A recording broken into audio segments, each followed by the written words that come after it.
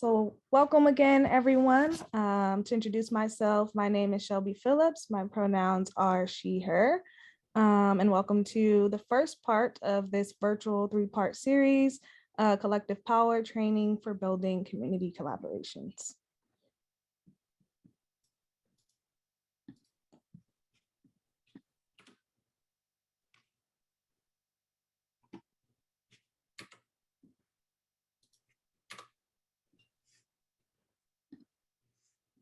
Okay, again, so this is part one of this series, and this is action steps for community involvement. And so this training to accompany collective power, a practical blueprint for sexual assault programs to create community partnerships and collaborations. So we do invite you all to please register to join us for parts 2 and 3 in the series. We are also holding the same sessions in Spanish. So please feel free to share this information with your networks and partner organizations. And I will go ahead and drop the registration links in the chat. For the upcoming sessions, as well as the links for the recording of the previous sessions for community partners.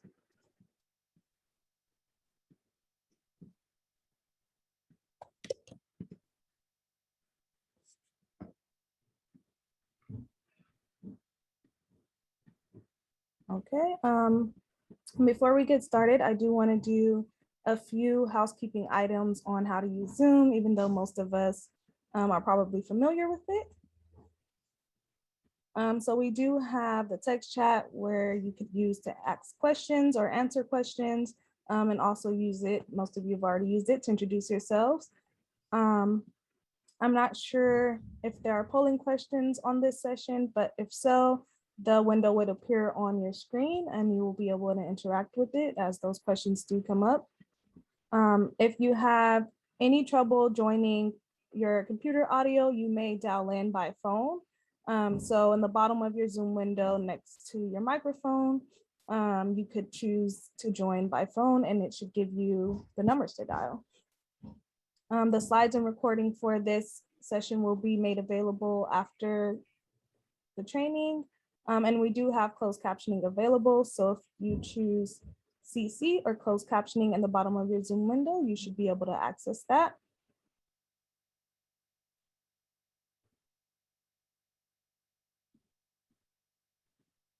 Okay, and I would like to introduce myself again. My name is Shelby Phillips. My pronouns are she, her, and I am the project and communications coordinator at Valor. And I'll be on today's session to provide some technical support. If anything comes up for you all, feel free to send me a private message and I'll be happy to help you troubleshoot.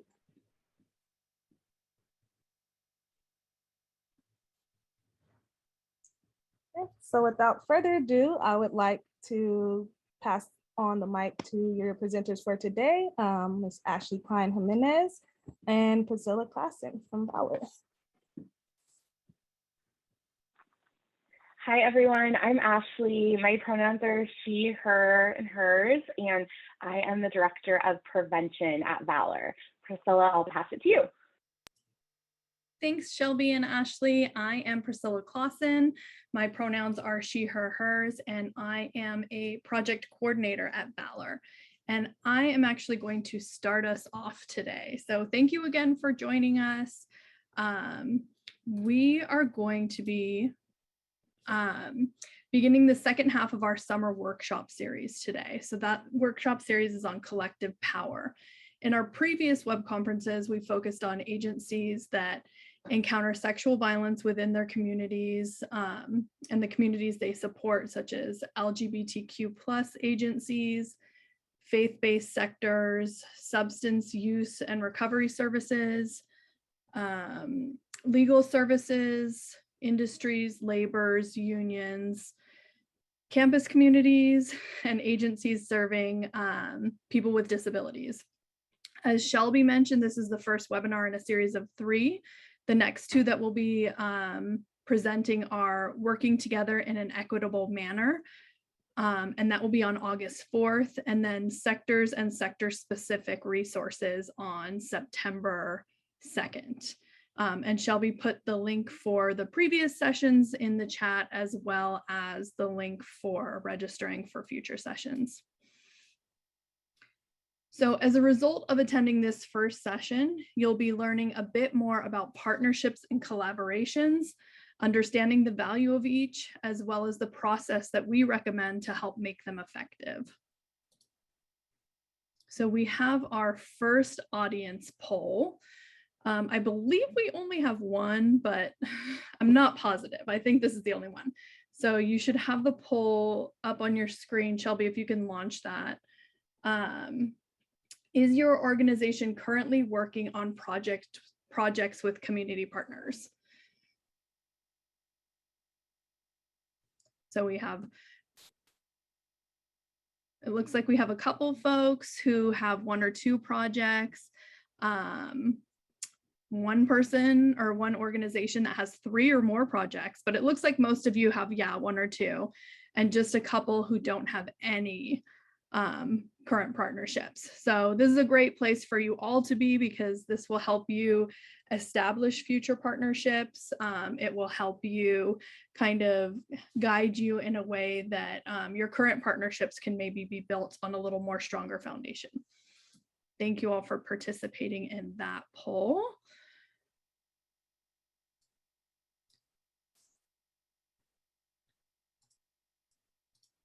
Okay, so let's talk a little bit about the what, the why, and the how of this series. For the what, these conferences are presented earlier in the summer. They were grounded on Valor US's practical blueprint for community partnerships. So the purpose of the blueprint is to offer rape crisis centers a framework for thinking about how we can most effectively work with community partners in both traditional and inventive ways. It's not a prescription for how to do the work. Everyone is an expert in their own agencies and their own communities, but rather we're offering a series of considerations and questions for you to reimagine your work as essential to your community's needs. Today, we're going to be going over the blueprint itself, which will be available at the end of September. So the why, to reach a greater diversity of survivor. So remember that that most survivors don't seek advocacy services. So people in historically oppressed communities or those outside the mainstream, such as folks with serious and chronic mental illnesses, right? They may be even less likely to reach out for services. When we partner with organizations or groups that already have a working relationship with these partners or with these populations, we're going to be building on trust that has already been established within those communities. To gain more equitable input into our work. When we listen to a wide array of community voices, we receive valuable input that can help us to tailor our programs and services to the needs of entire communities, even those who are often not at the table when decisions are being made. To amplify your leadership in the community at large. Community partnerships and collaborations allow organizations to become more visible for the wider community to recognize your relevance to their issues of concern and to become recognized as part of the California safety net. By working together with other groups and organizations, we bring sexual assault prevention and services into networks that support the most vulnerable community members. And the how. So through establishing and maintaining community partnerships and collaborations. Remember, we're stronger together. Sexual violence is a complex issue. We need multiple sectors, communities, systems, and people to be a part of the solution. So the language in this is from our community blueprint, the document that will be released in September. So enhancing social justice, the approach advances our social justice goals and brings us closer to eliminating or at least alleviating some of the root causes of sexual violence, while at the same time, we're reaching out directly to survivors who are less likely to access our services. When we develop collaborative relationships with people and organizations that are addressing factors such as poverty, bias in the criminal system, and criminal legal system and community violence, we're strengthening the safety net and reducing risks for sexual violence. This connects directly to our efforts to prevent sexual violence. So maybe just take a moment and think about how this can connect your community and your work. And then we have a question for our chat window. How is your work with community partners enhancing social justice? So if you all could kind of take a minute to just kind of ponder that, and then pop some answers into the chat.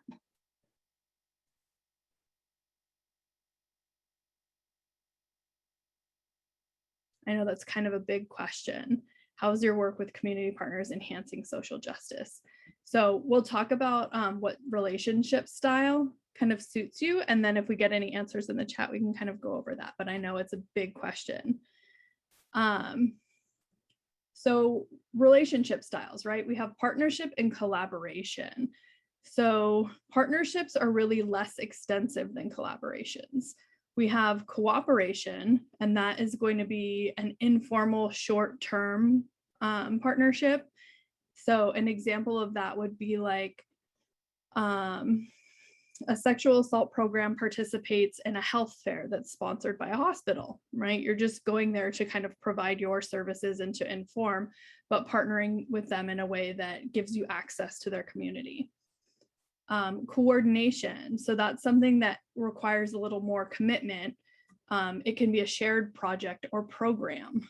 So that may be where like a sexual assault program can enter into a memorandum of understanding, MOU, with a hospital for forensic medical exam protocols. So, right, we would kind of work together to see what the current protocols are and figure out what would work better for that system, as like coordinating together to figure that out. And then collaboration. So with that really changes the structure and how you function within your organization. So that would be like a sexual assault program working with a gang outreach agency on reducing community violence. It's really more of a transformational effort. Each agency is changed and changes their way of doing things based on this collaboration. So it looks like we have an answer in the chat about enhancing social justice. So Vanessa said, we're able to educate community members on a large level. That's awesome. Yeah, so right, you're using your efforts in order to reach a wider population and changing the community that way. Thank you for that, Vanessa.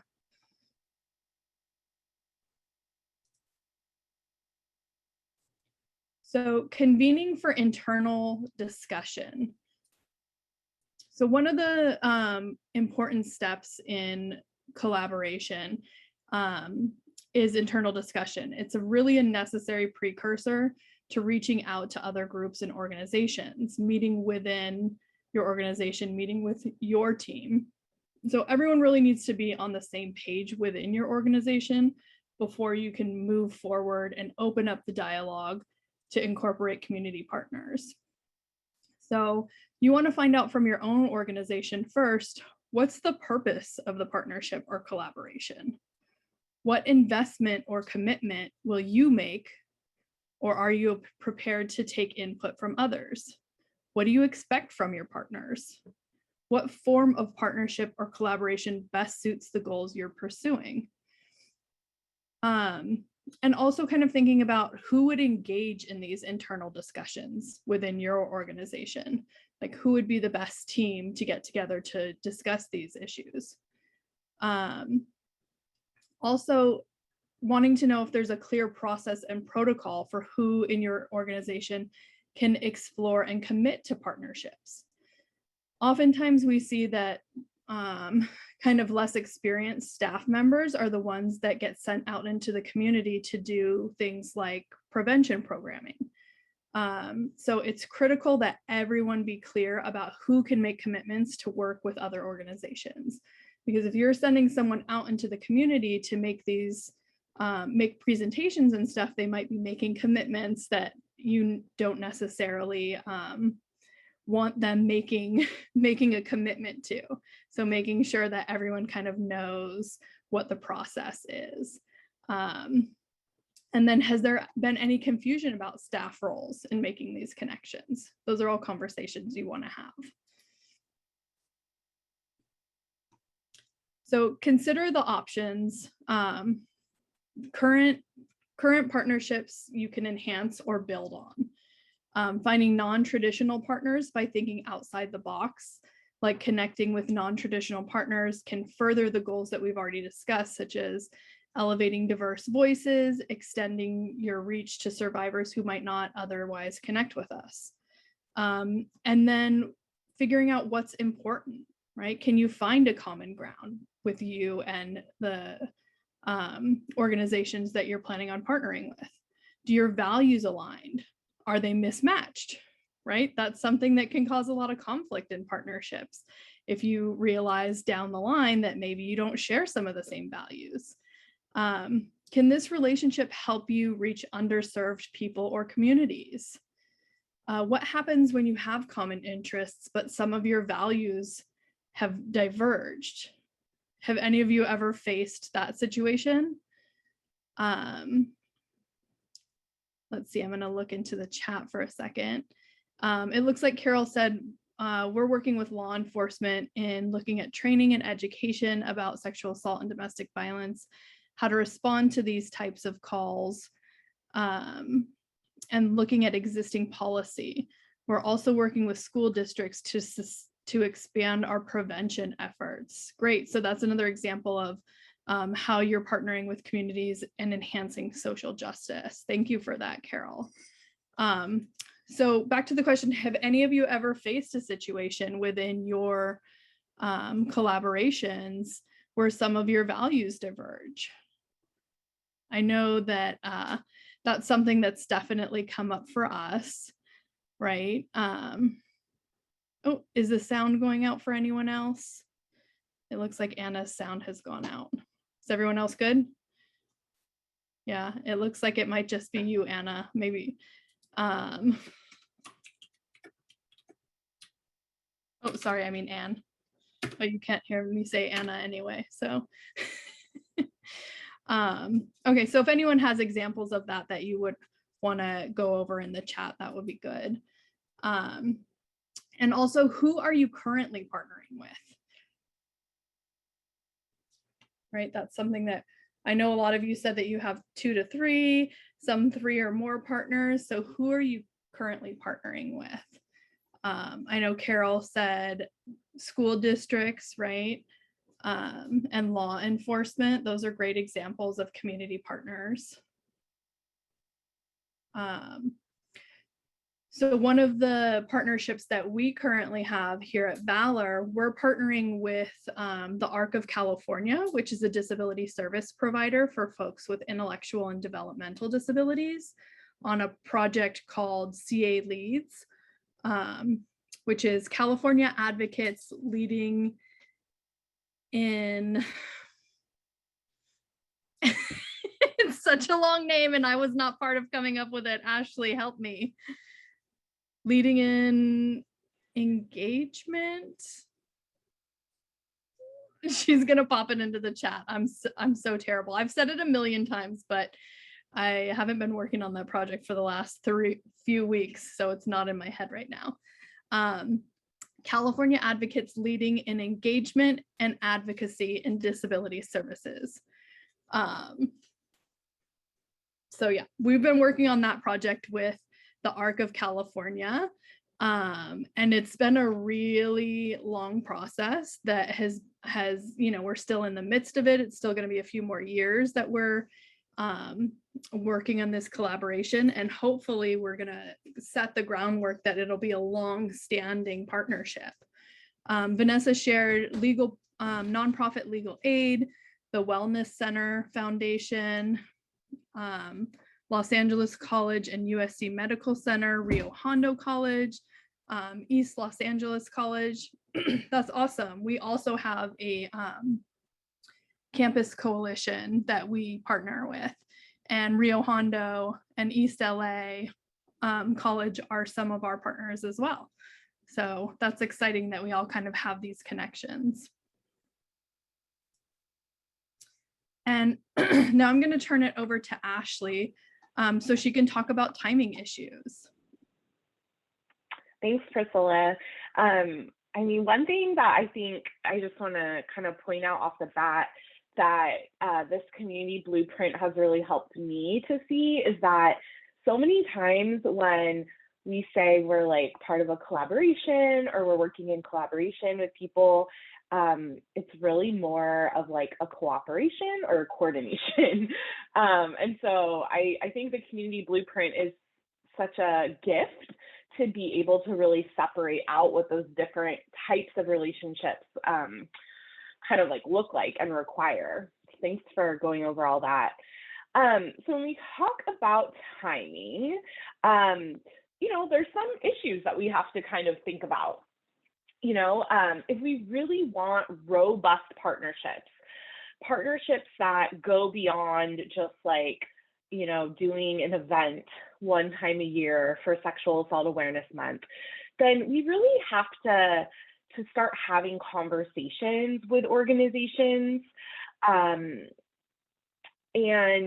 build meaningful relationships.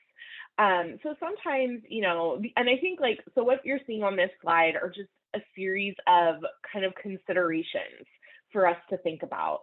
What are things that kind of tend to happen if we get too far ahead in the planning process before we bring partners on? So I don't know if you all have had this experience where someone has planned a whole event or program and then your partnership is kind of like an afterthought. That tells a story. So thinking about that, if you really have this vision, bring those partners into that conversation early on. Think about if that were to happen to you, if someone comes to you when, it's far along in the process and wants you to join, what do you do? Is that something that you're prepared to jump into? Is that something that you maybe think, we can't respond to this right now? Being prepared to kind of jump into a project on short notice, we really have to have some clear procedures in place in terms of who can make those decisions in our organizations. If this is a priority area for what is important to us in working on in the community. And then also, sometimes organizations in communities have long histories together. And so I think it's important for folks who might be in the position to make those partnerships to know what that history is. I know a couple of times working in a local agency, I made friends with someone in another organization, and we had this amazing plan of how we were going to collaborate together. And then I found out later that there was some really ugly history that had happened between our two organizations. That's not to say that we can't move forward and collaborate now, but it's just helpful to know that history. And what do you do when an organization wants you to work with them, but they kind of don't understand necessarily the kind of work that a rape crisis center does, or they think that you have way more resources than you actually do? I know that I have also been in meetings where there was this expectation of things that other orgs wanted the RCC to do, and it's just something that was outside of our scope or our expertise. So just thinking through those things is really helpful as we start to think about the collaborations that are important to our values. The third step in this blueprint is really about thinking through your framework. And so, we are going to, when we get to the third web conference in this series.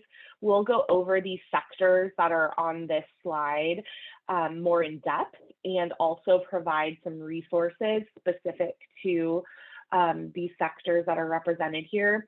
But for now, you know, all of these issues on the screen, LGBTQ plus equality, racial equity and justice, immigrant justice, et cetera, all of these issues intersect with sexual violence in some way, right? They overlap. Many of the issues that folks are working to dismantle in, you know, the disability justice movement are things that we know put people at greater risk for violence too, and we're also seeking to dismantle them. So I think a really good step when we're thinking about our collaboration framework is that we get really clear on how we see these issues intersecting with our work. Sometimes if we approach an organization, let's say that's working on economic justice, they might not make the connection to our work. Many will, but some might not. They might not understand like what would be the point of collaborating with you. So I think from a place where we really have expertise in sexual violence, we should be prepared to help make those connections for other organizations. And I'd love to know, you know, if you have experience making those connections for any of these sectors listed on this slide or others. We'd love to know in the chat. You want to share with us a little bit of how you did that. Priscilla mentioned the CA Leads project, and so the ARC of California, you know, they definitely saw the overlap and the intersect between their work in disability services with sexual violence, but not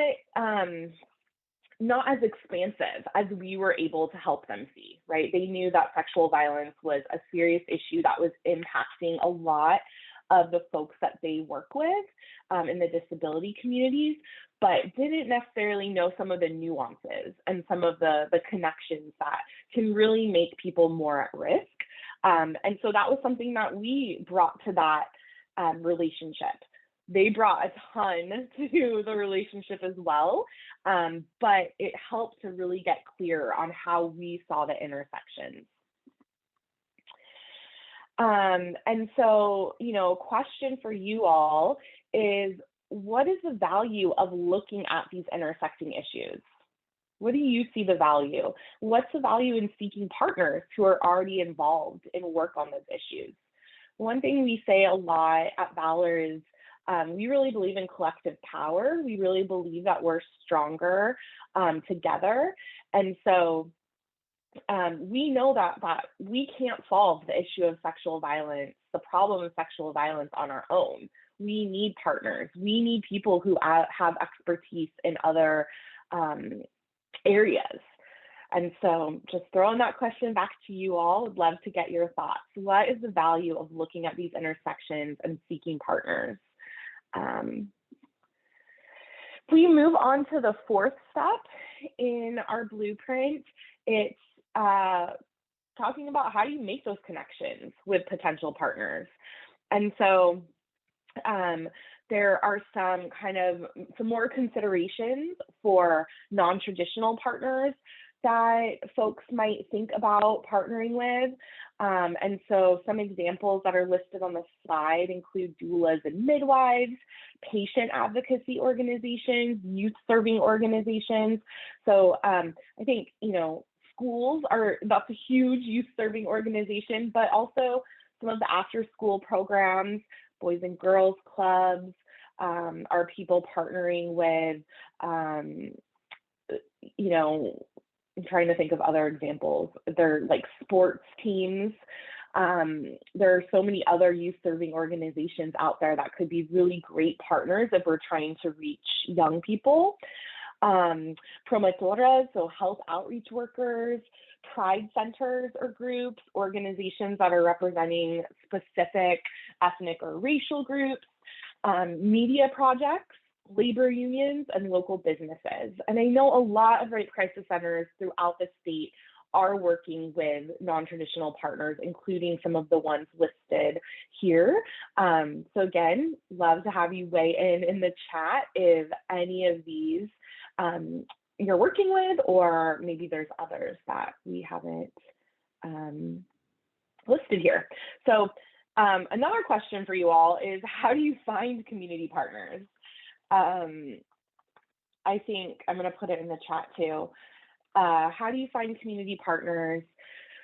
Do you actively seek them out? Is it more passive and you wait for folks to come to you? Like, what has that history been? We'll move on to some of considerations for finding community partners.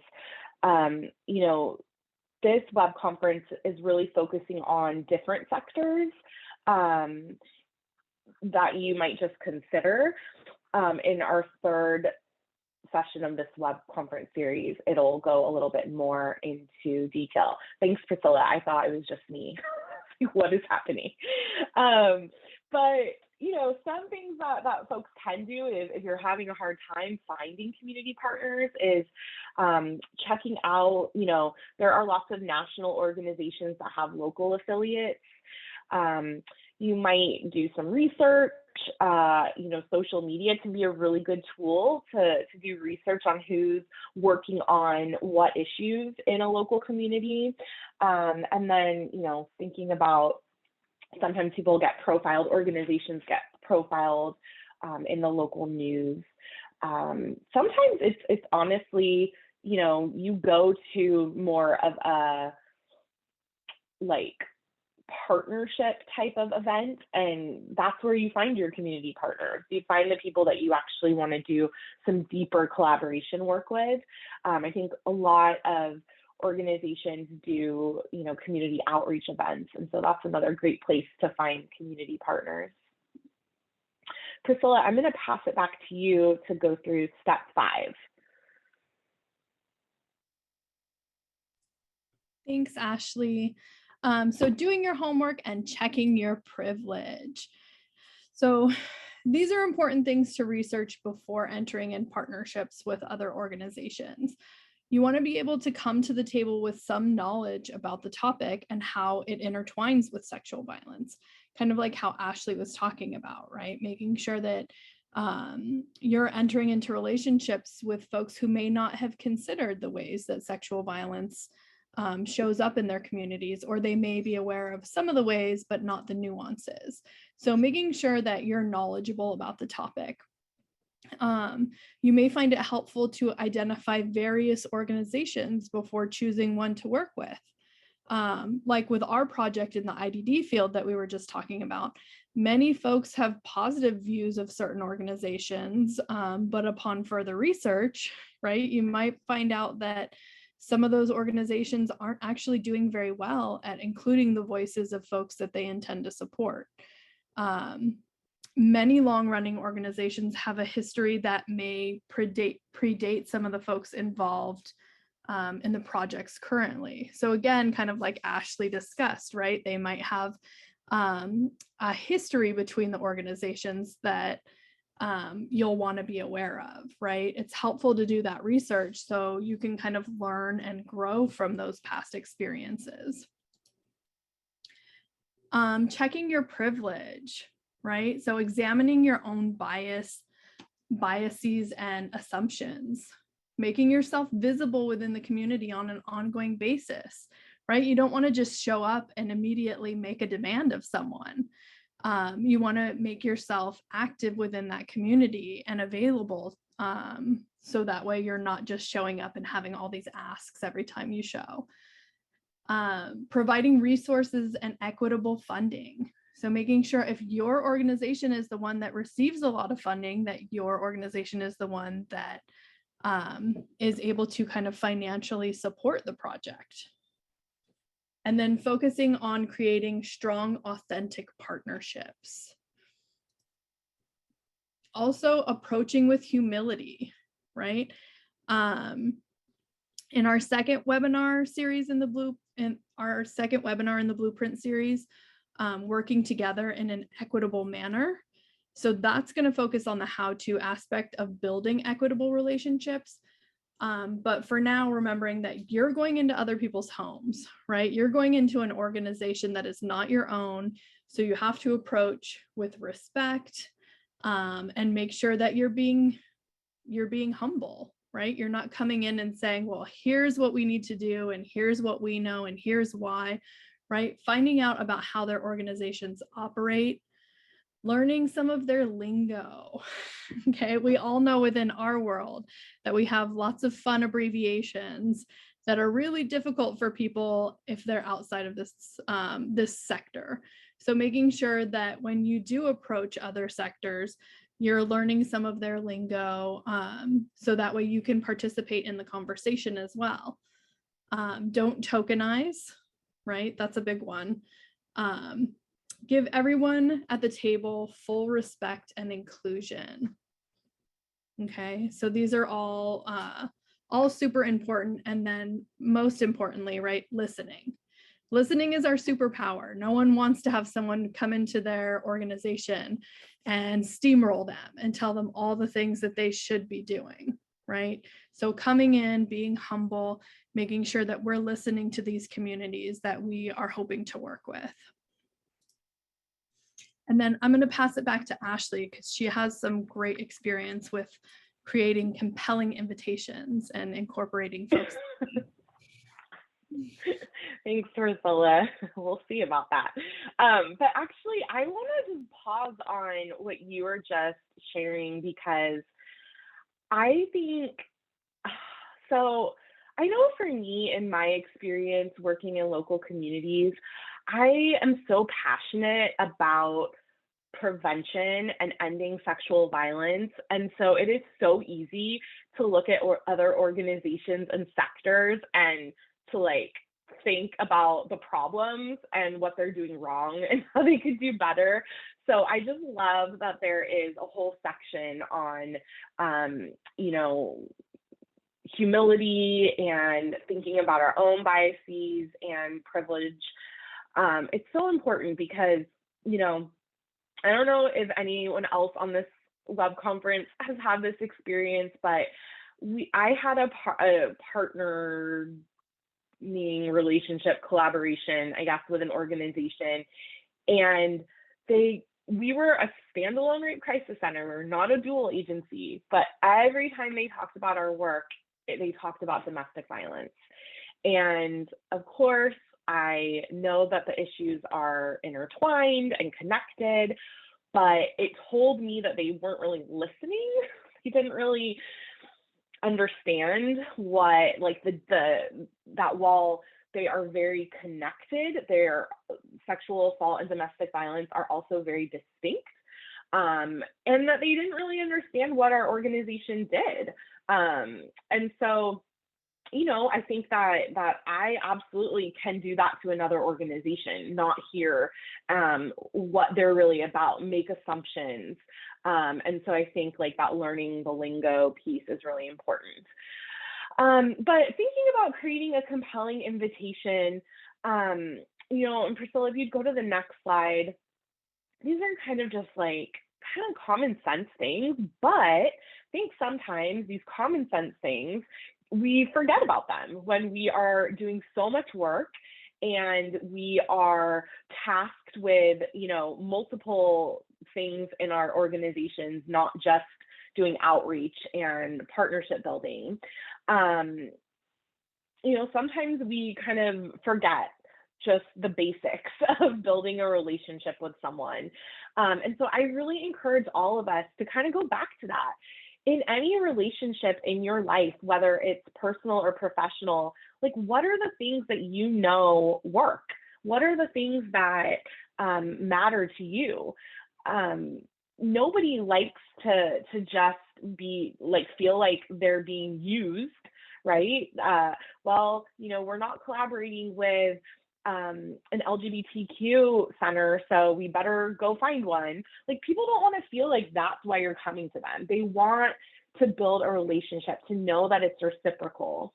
Sometimes we are so busy like trying to reach out to partners and we're copying and pasting emails, and we forget to address it to the next person that we're trying to reach out. Little things like that tell a story to someone. Tell someone that, wow, like you're doing a lot. You're reaching out to a lot of people. Maybe I'm not actually that important to you.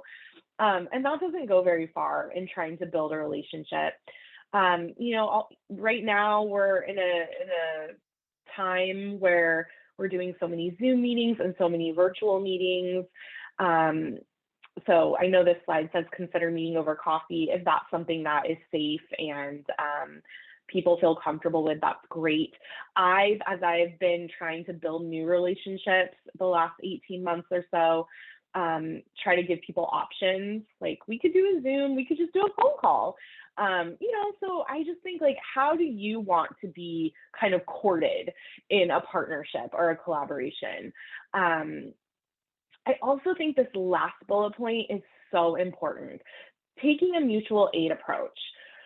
Not just what this organization can do to further our mission and our vision, but how would our relationship with them further theirs, right? How can we help them? And I've shared this example in multiple web conferences, so apologies if you've heard this, but there was an organization, a local rape crisis center, that had entered into some collaborations with local alcohol serving establishments in their community, so like bars and restaurants. And they had been doing a lot of prevention work and had this really great program. But then COVID happened. And so not only did that work stop, but the bars and restaurants were really struggling.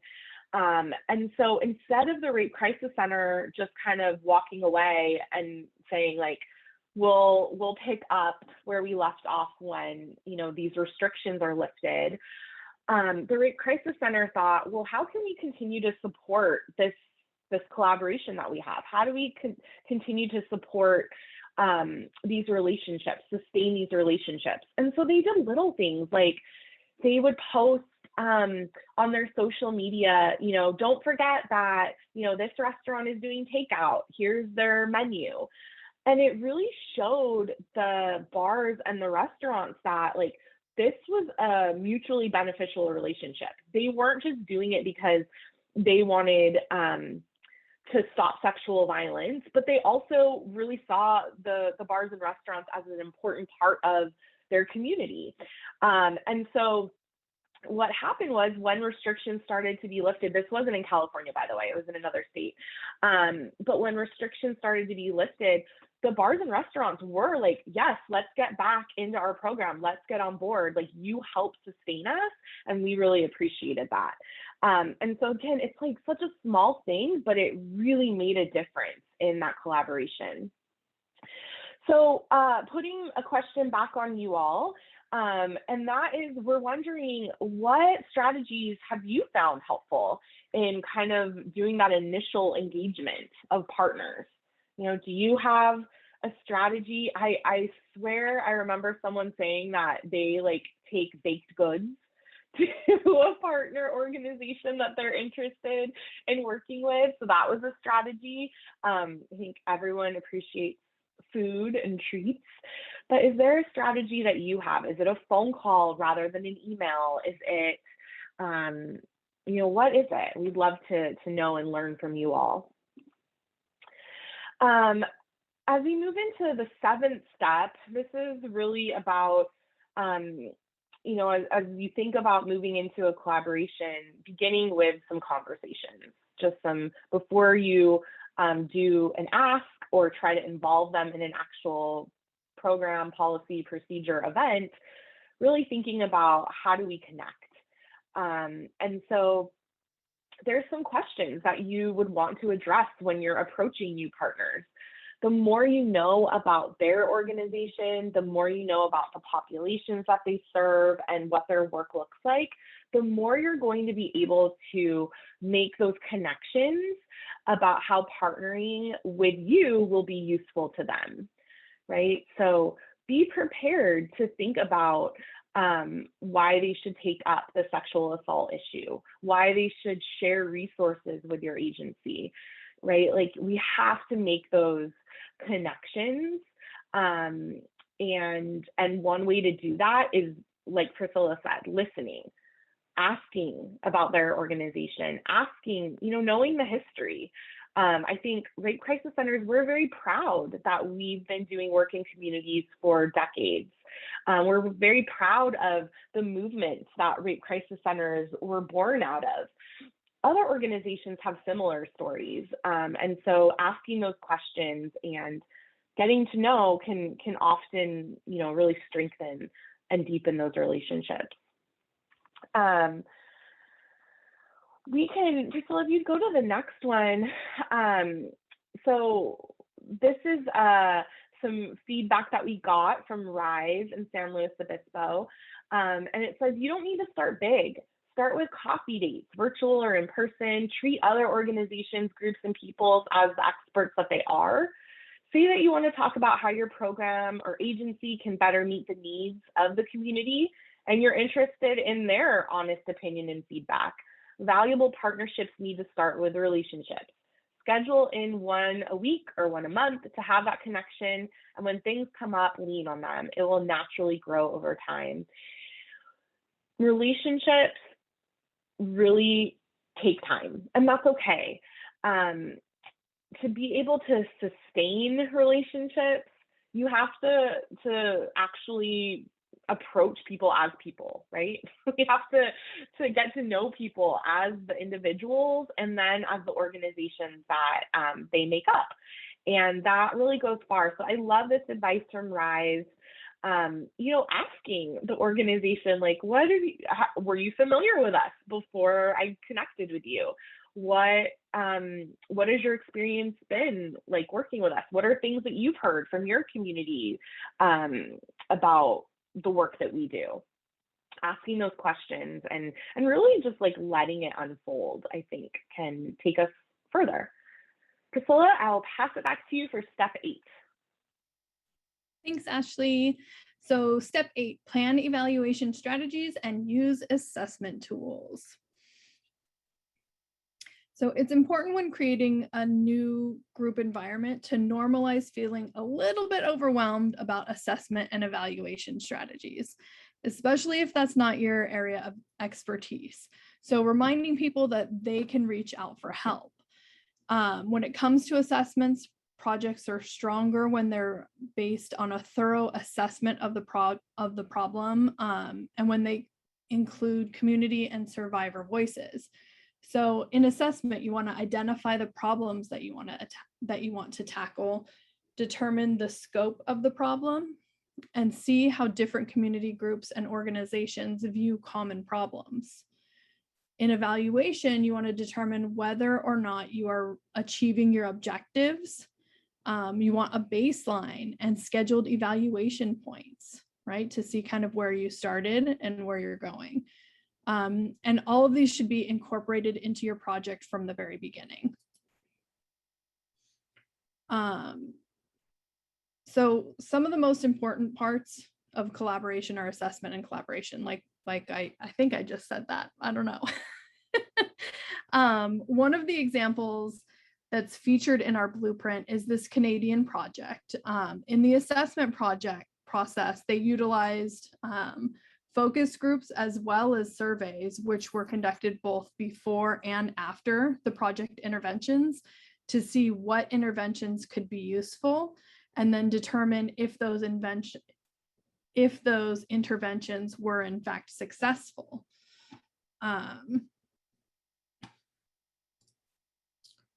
Resources for assessment and evaluation. So the Collective Power Blueprint is going to give you numerous resources for assessment and evaluation, most notably the Kansas University Community Toolbox.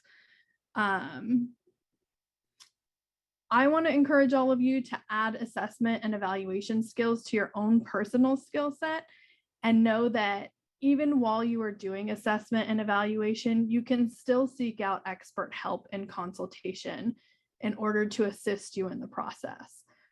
To go back to our IDD project, that's kind of an example that I'm going to use a lot because it's something that we're actively working on right now. We're using consultants to assist with writing some content in plain language. So while Ashley and I are both experienced with working with folks with IDD, it makes sense for us to include agencies that contract with disabled folks in order to find out if that content is appropriate. So while we're writing in a manner that may be considered plain language, we want to test that out, right? So contracting with other agencies so that we can bring in that target population. And then cross-training for step 9. So initial cross-training is going to be vital. It really builds the relationship and establishes common ground. Some things that you'll want to include are how to work in each other's space, a tone of mutual respect and humility, right? We kind of talked earlier about how approaching with other organizations with humility, right? But setting that kind of ground expectation that you'll both approach the situation with humility. Information about how others describe their own services and clientele, right? You don't want to approach a situation where you're saying victims, right? And they're like, no, we don't use that word, right? We use the term survivors. So making sure that everyone has the right terminology and the right language to use to approach respectfully. Conveying the message that all partners are valuable. Build shared understanding with ongoing training, right? So we have our initial cross training, and then we want to make sure we're following that up with ongoing training. The opportunity for training can be an inducement to participation. Many organizations have ongoing training requirements.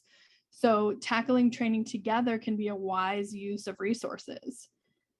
Continuing education trainings may be something that is possible to incorporate. So looking into seeing what's involved in getting approval for CEUs. It can be time consuming. So if you're planning on going that route, make sure you're starting early. Creating training classes and modules are often time consuming. So sharing those responsibilities with another organization or having each organization present for partners creates an environment where folks can ask tough questions and then receive expert answers. Recording the sessions is also really helpful for those who are not able to attend, or if they want to brush up on a specific topic in their free time, right? As we all kind of know, we don't always have the time to attend trainings on a whim. You know, we have to schedule these into our time, and sometimes things overlap. So making sure that you have those recordings available for people who aren't able to attend and can kind of just fit it into their schedule whenever they have free time. Also, project participants often enjoy sharing their knowledge, right? If you've ever presented on a topic that you're familiar with, you know that it's much more enjoyable than reading along with something that you're not really confident about, right? So having those project participants and project partners come in to do those presentations can be really helpful. And then Ashley, I'm going to turn it back to you to discuss developing materials. All right, thanks, Priscilla. So step 10 is thinking about developing materials together.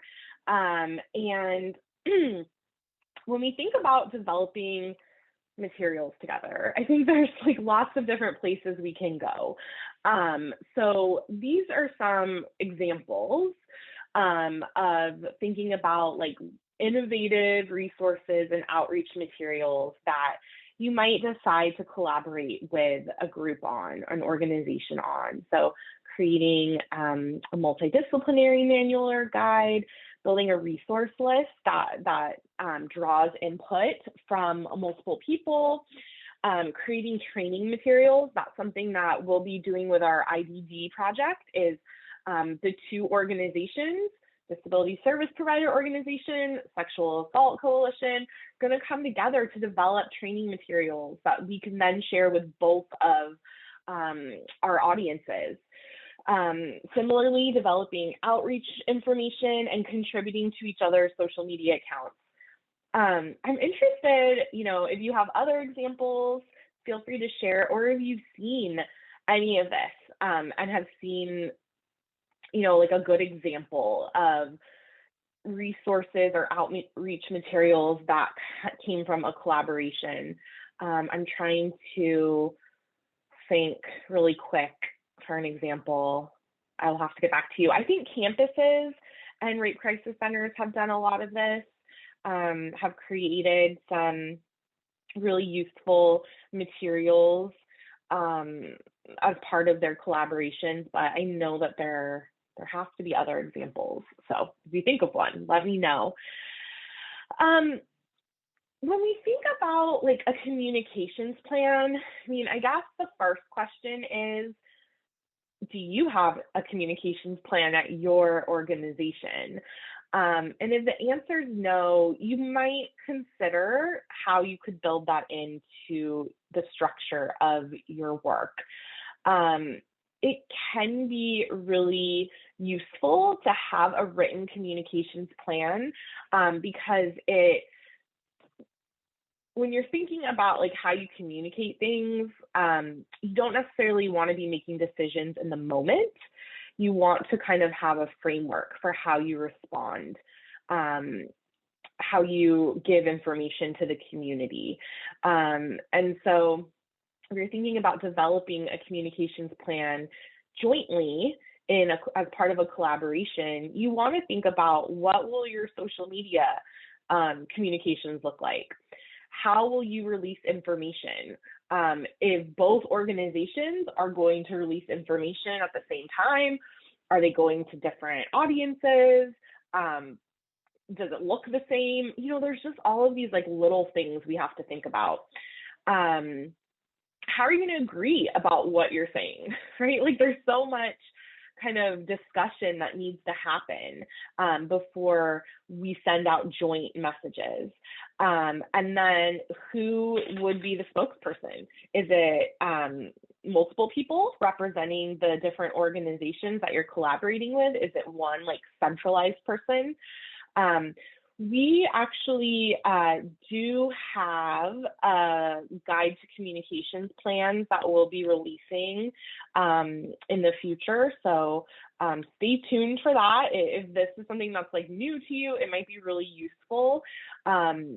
It's not necessarily something that, you just know how to do, but there's lots of different kind of like templates and frameworks that you can find when you're thinking about developing a communications plan. Let's see. Where am I? Okay, so step 11, I think there's 12 steps, so we're almost to the end. And then again, web conference 2 and 3 that will be facilitated by our Valor colleagues will dive a little bit deeper into some of these, but we just wanted to give you kind of an overview of the what that you'll find in the blueprint. So step 11 is think about communities of practice. A community of practice is just a group of people that kind of have a common concern, common issue, common set of problems, or just common interest in a specific topic. And you come together to kind of work through those things, to learn from one another. You share best practices, and it's really about advancing knowledge and action by sustaining a relationship together. So we do, in our community of practice section of the blueprint, we do draw on a document called Creating Communities of Practice that was developed by the Edmonton Regional Learning Consortium. And so we'll provide that link to you in the chat if you want to learn more. But I'd also love to know if any of you are currently involved in a community of practice. There are, it might not call itself a community of practice, but if it's a group of people who have a common concern and you come together to learn more, essentially that's the community of practice.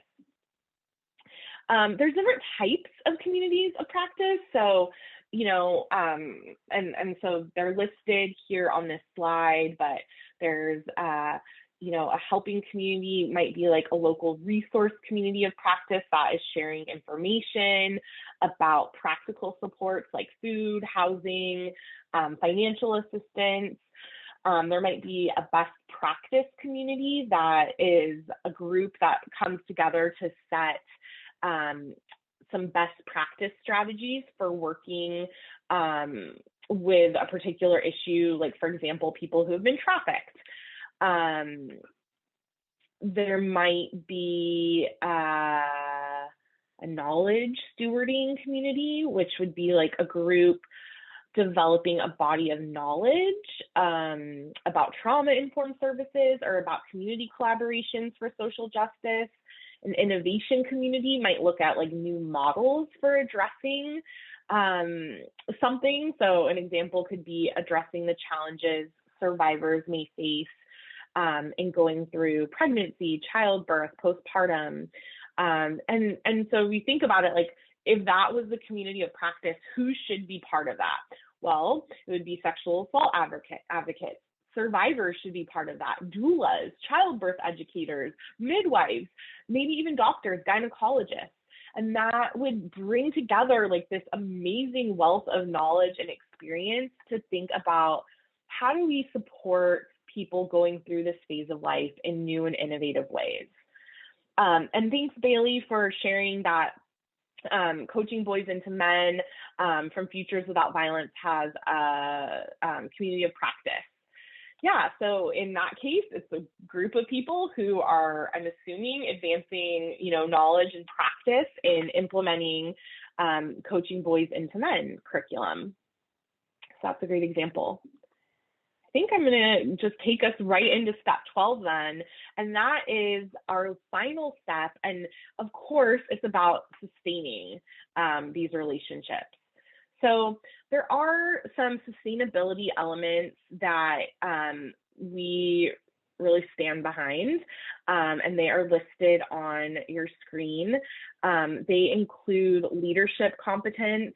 So thinking about how we establish goals, develop really clear and realistic plans regarding how we develop and implement and evaluate our projects. Effective collaboration really requires stakeholders who understand and support our program goals. They know what their role is. They're very clear, and they're actively involved in the program. We have to understand the community. We have to have knowledge of community needs, community assets. We have to really respect community members and involve them in meeting the goals that we have, like really have it be community-based and community-centered. Being able to demonstrate program results would, really rely on evaluating program process and program outcomes. And then not just, I think this happens a lot too, we evaluate something, but we never share that information with anyone outside of our organization or our funders. But how do we share what we're learning back to the community, right? We get all this community input, but how do we give that information back to them?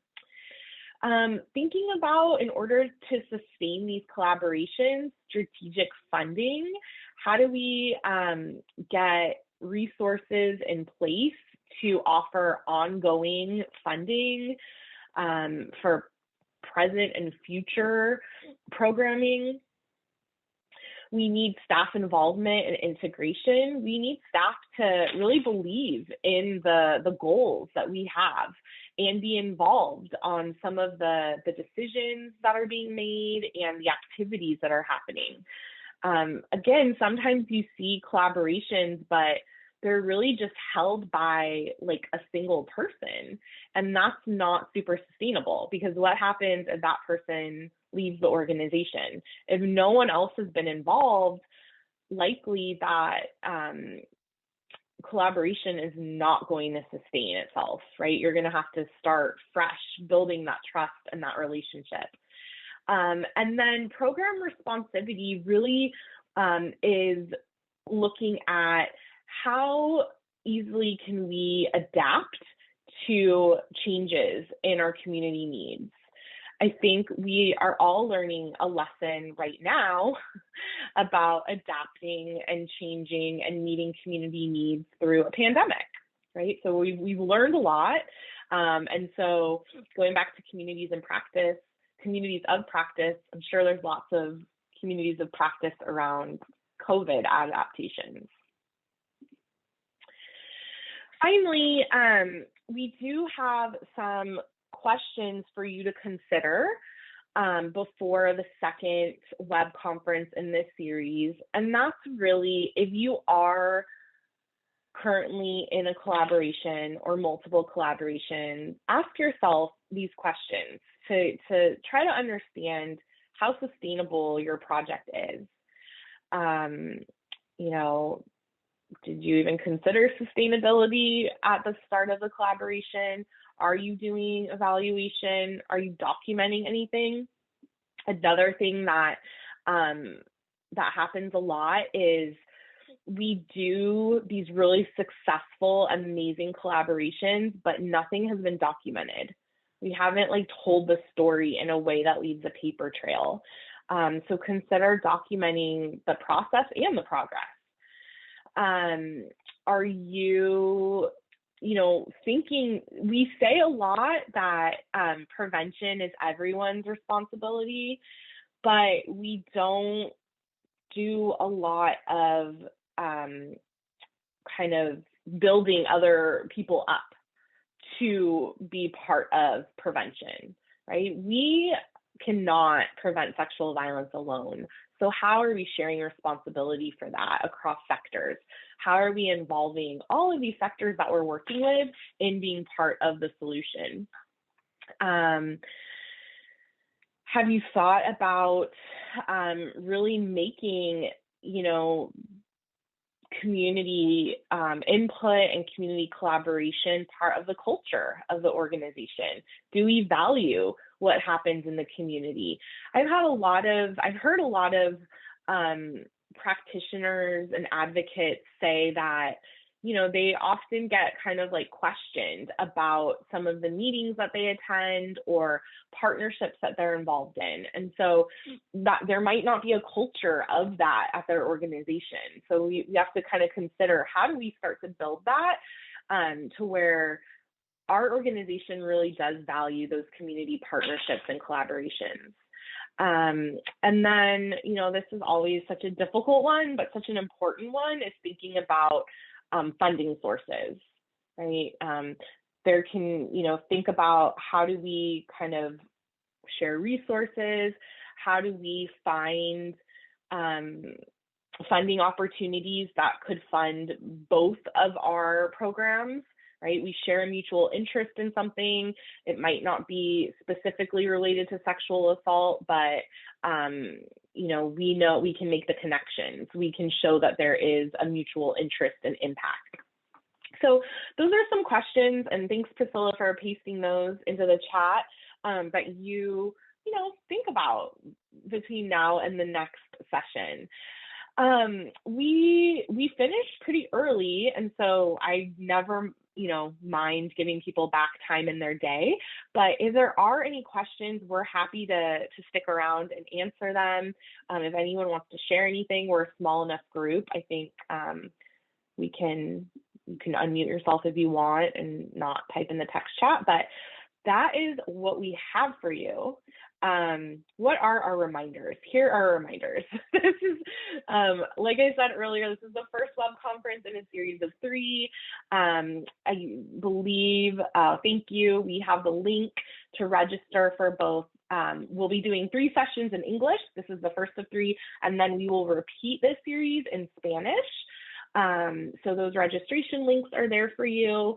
And then the community blueprint will be available by the end of September. And don't worry, we will make a big deal about it, so you'll know when you can find it and access it. I think I thank you to our captioners. Thanks Shelby, thanks Priscilla, and thank you all for joining us today. We'll leave this open for a few minutes if anyone has questions, but that is all we have for you. I hope you have a wonderful rest of your Tuesday. Forgot what day it was. Thanks, everyone.